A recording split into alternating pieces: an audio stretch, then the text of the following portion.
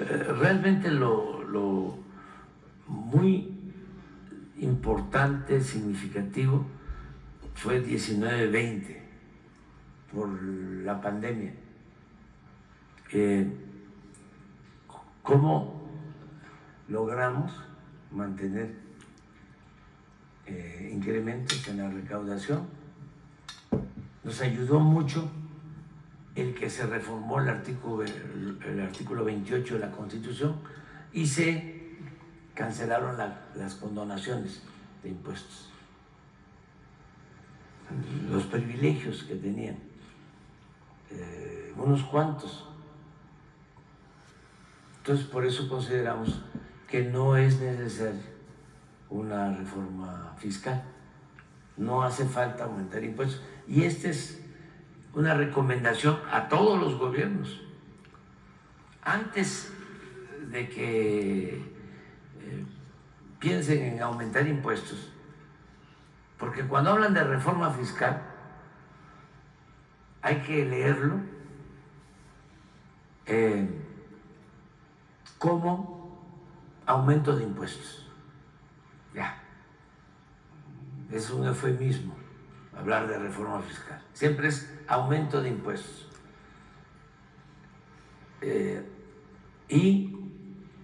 Eso estuvo muy de moda y sigue estando todavía en la política neoliberal, reforma fiscal. Y siempre decían que había que hacer la reforma fiscal y que había que apretarse el cinturón y que no había de otra. Pues sí, sí hay de otra, que en vez de que se apriete el cinturón, el pueblo, el ciudadano, el contribuyente, se apriete el cinturón el gobierno y que no permita, ahora sí que se faje a los pantalones, y que no permita los privilegios y que el gobierno sea independiente y que no esté al servicio de potentados. Esa es la fórmula. Porque si no, no se sale adelante. No se resuelven los problemas aumentando los impuestos y manteniendo privilegios para una minoría. Pero ese es.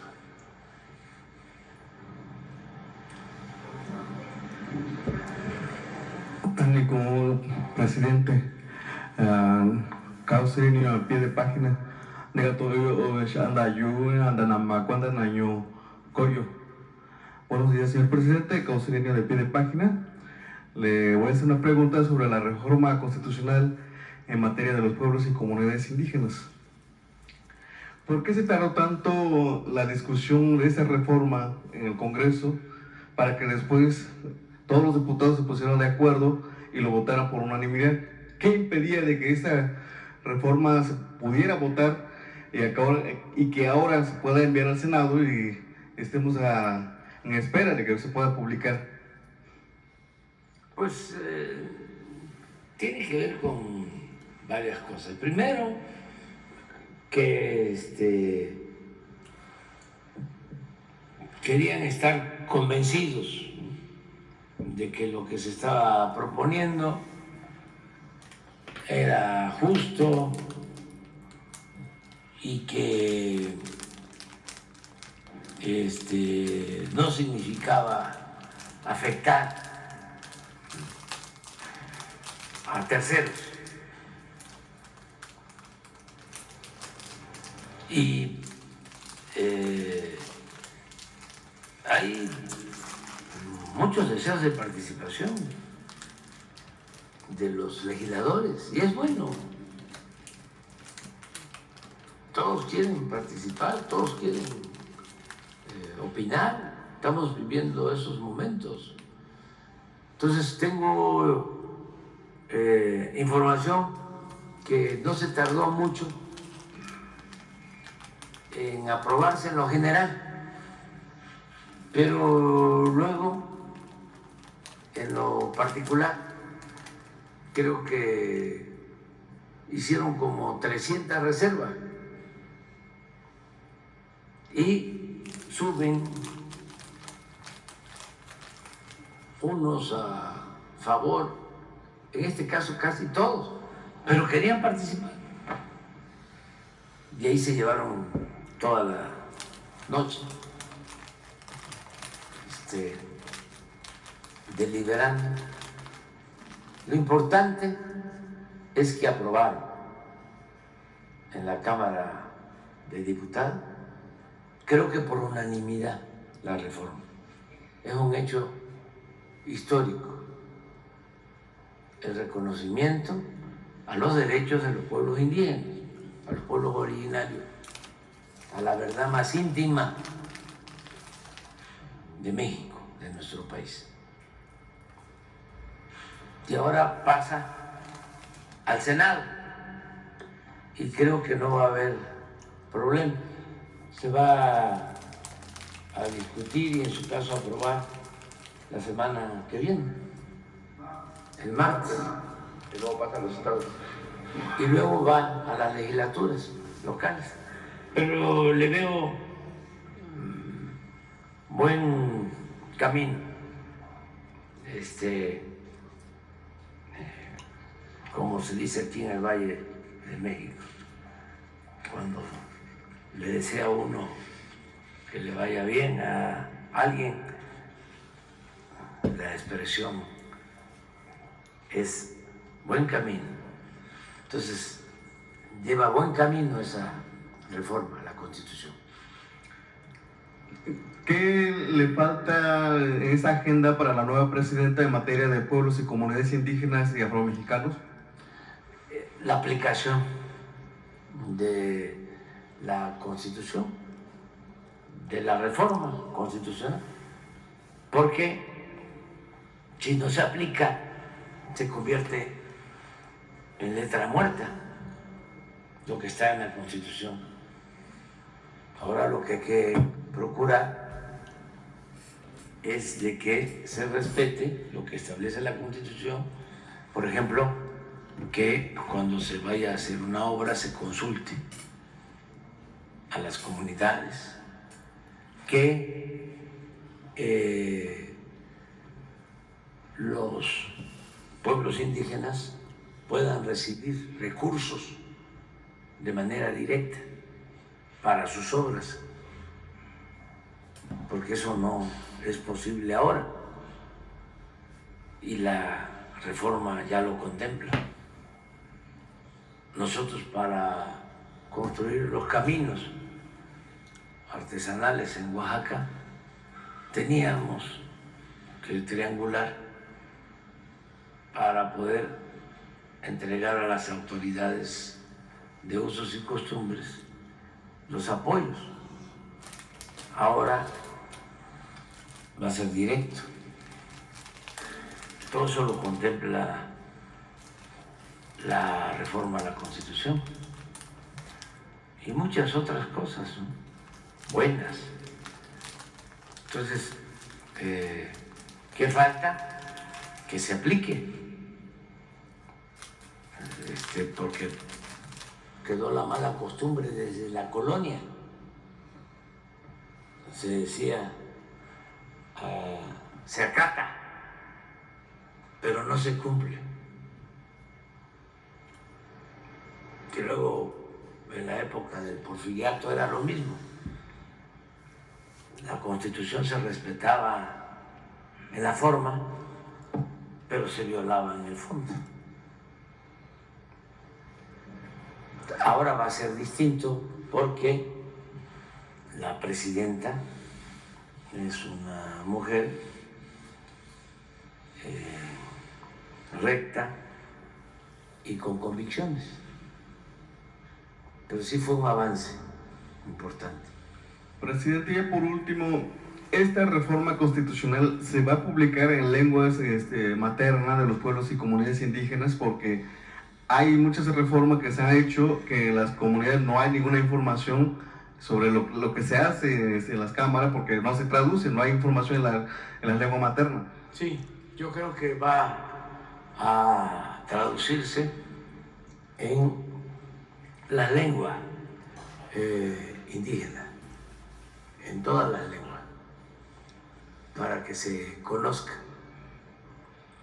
la reforma. Eso es lo mejor.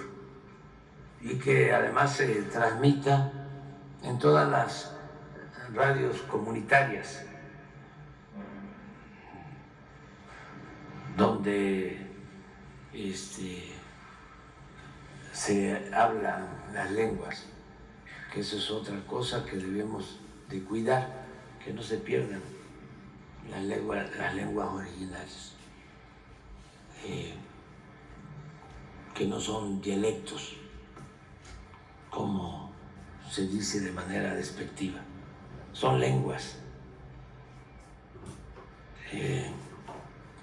Y sí creo que va a ser así.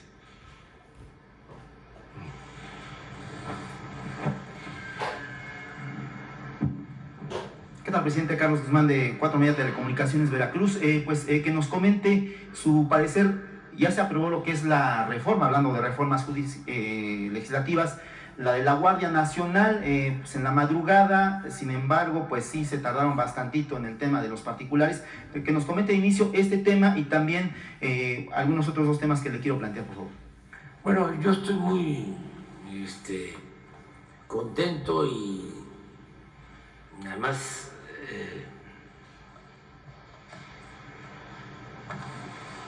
tranquilo, porque al aprobarse la reforma para que la Guardia Nacional dependa de la Secretaría de la Defensa,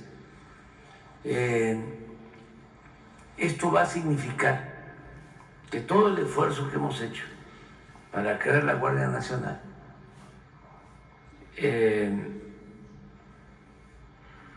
que ha significado en 5 años crear una institución que ya tiene el respaldo de la mayoría del pueblo, que todo este esfuerzo no se eche por la borda con el paso del tiempo, que esto no se destruya, que no vuelva a suceder lo que ya se padeció con la Policía Federal, que se inició con Zedillo y llegó a manejarla García Luna. Y se corrompió.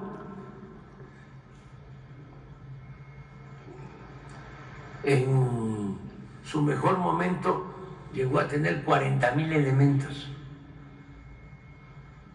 pero no profesionales, no disciplinados, muchos administrativos, más que operativos. En ese tiempo calculo que habían 20,000 elementos para todo el país. Durante todo el tiempo que estuvo la Policía Federal, no hicieron cuarteles, instalaciones. Iban los policías federales a misiones y tenían que acampar a la intemperie o en hoteles. Y lo peor, que se vincularon a la delincuencia. Ahora en el juicio a García Luna, no solo lo están juzgando por los 6 años que fue secretario de Seguridad Pública con Calderón, sino desde antes, cuando tenía que ver con la Policía Federal preventiva. Lo están juzgando por una década, por 10 años, Entonces, imagínense, la Guardia Nacional ya tiene 130,000 elementos. Se han construido cerca de 500 cuarteles, instalaciones. Todos esos elementos han pasado por una formación. Hay disciplina.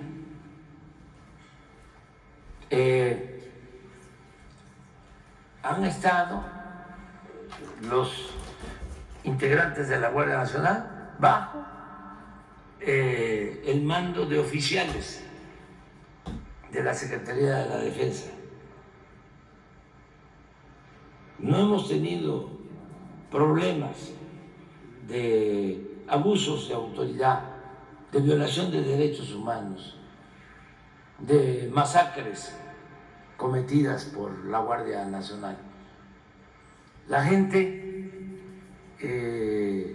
aprueba el desempeño de la Guardia Nacional. En 5 años, o sea, crear una institución.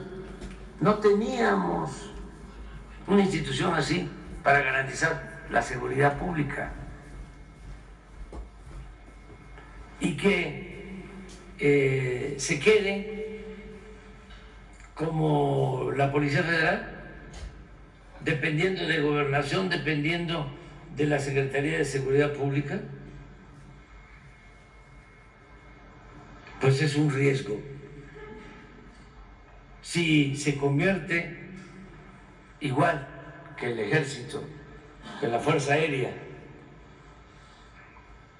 en una rama de la Secretaría de la Defensa, tenemos la garantía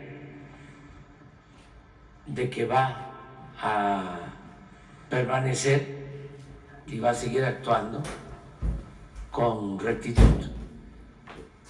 Este es el mensaje que le da a los que mencionan de que la Secretaría de Seguridad al mando de Omar García Harfuch se va a quedar sin un brazo que puede ejecutar lo que está haciendo la Secretaría, y también sería el mensaje que le daría a los que hablan del mando civil, mando militar. Ya la doctora Shimon Pardo ha mencionado de que ella es la presidenta, va a ser la presidenta de México y es civil, pero bueno, me gustaría escuchar su precisión al respecto. Pues es eso lo que dice la presidenta,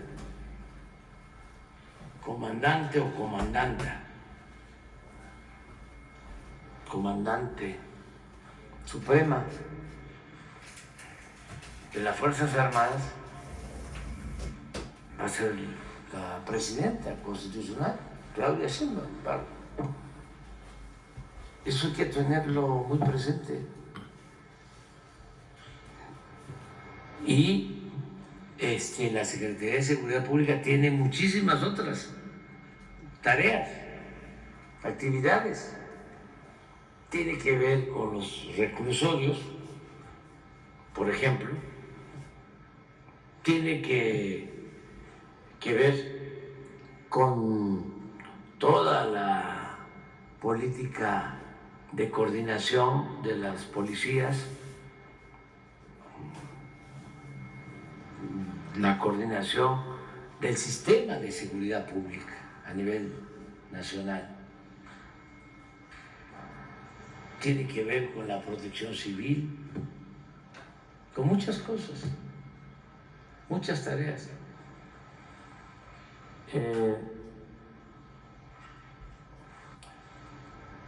La última encuesta del INEGI, creo que la dieron a conocer ayer, sobre la opinión que tiene el pueblo de las autoridades de seguridad. A ver si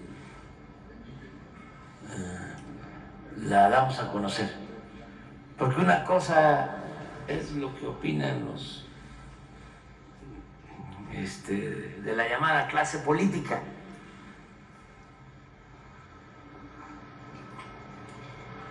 Los de la sociedad civil, y otra cosa es lo que opina la mayoría de los mexicanos.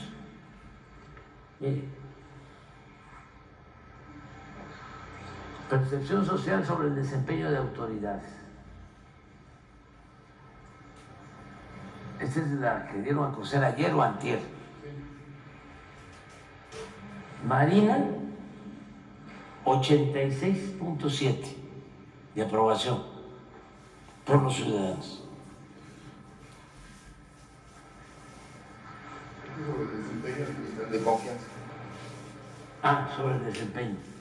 Ejército, 84.3. Guardia Nacional, 77.2. Fiscalía General de la República, 61.9. Policía Ministerial, 60.8. Jueces, 60.7. Policía Estatal, 57.3. Ministerios Públicos, 56.4. Policía Municipal, 51.6. Policía de Tránsito, 45.5. Ahí es percepción, Pablo. Ya se nos quedó eso de que los mordelones son los de tránsito. Pues no, los mordelones son los machuchones. Lo que pasa es que nos habían lavado el cerebro. Este es confianza, mira. Sí. Confianza, Marina 89.3, Ejército 86.7, Guardia Nacional 80.6. Fiscalía General de la República 65.1, Policía Ministerial 62.4, Policía Estatal 61.5, Jueces 60.5, Ministerio Público 59.7, Policía Municipal 58.3 y también Policía de Tránsito 48.5. Y percepción de corrupción en autoridades. Ahí ganan los puestos. Lo de tránsito, lo que les digo.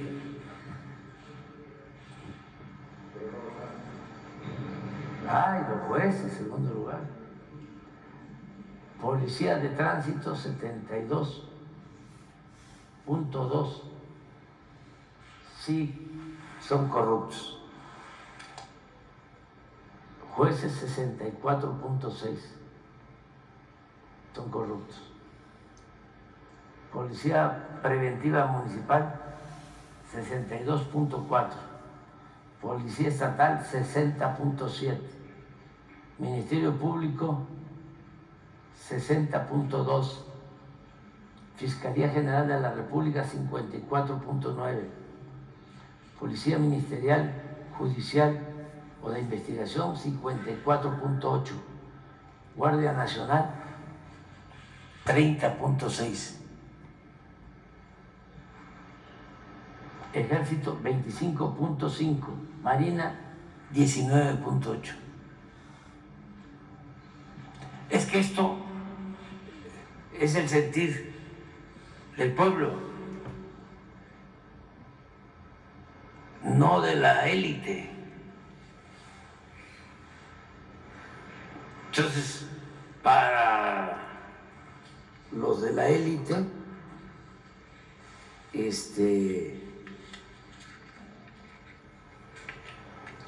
la Guardia Nacional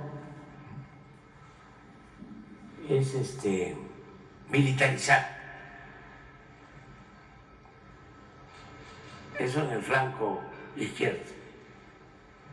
Y la élite conservadora, me imagino que no quiere que exista una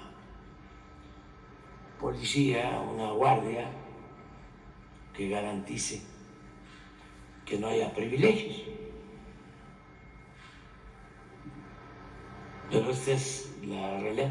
Y yo estoy muy contento porque si queda la Guardia Nacional dependiendo de la Secretaría de la Defensa, larga vida. Si no, nos va a salir otro García Luna. La quisiera firmar esta próxima semana, presidente, para que se aprueben los estados también antes de. La quisiera firmar antes de irse a su rancho. La quisiera firmar esta reforma a la Guardia Nacional. A ver si da tiempo, porque tiene que ir. Primero va al Senado la semana ya que viene. Ya nada más me queda a mí la semana próxima. Y luego tiene que ir a las legislaturas. Pero aprobándose en el Senado, yo creo que en las legislaturas, si hasta los legisladores del conservadurismo deberían de consultar a los gobernadores de sus partidos. Por ejemplo, ¿cómo va a votar un legislador de Guanajuato en contra de que la Guardia Nacional dependa de la Secretaría de la Defensa? O un legislador de Jalisco, o un legislador de Nuevo León. Sí, hay más guardias nacionales en esos estados y ahí están ayudando que policías estatales y que policías municipales, y que además la mayoría de los policías municipales, no todos desde luego, pero en muchos municipios, están vinculados con la delincuencia.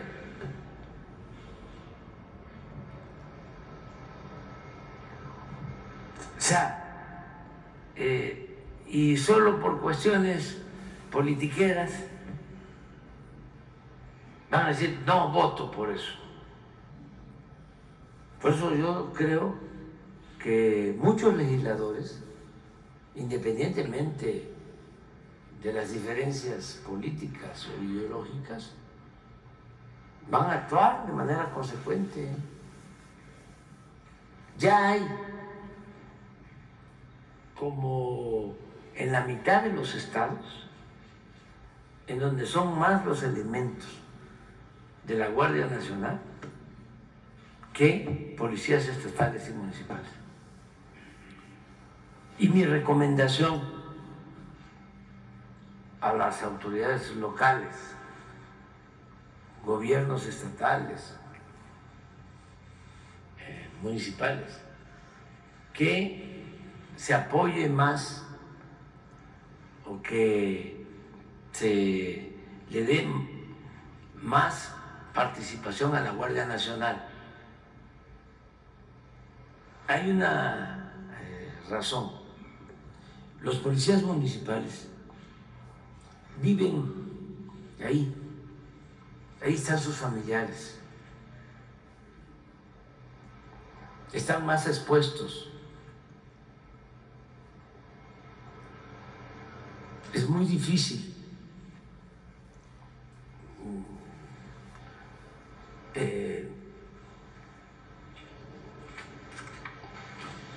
no someterse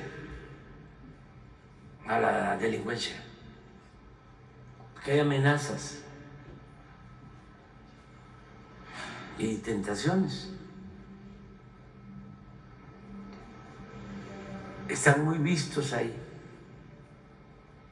La Guardia Nacional, como los elementos de la Marina y del Ejército,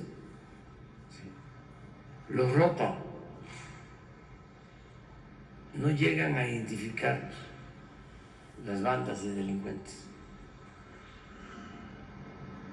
Y esto ayuda mucho a que no se corrompan, que no se alineen. Porque imagínense si la policía municipal o estatal está al servicio de la delincuencia. ¿Qué esperanza para el ciudadano?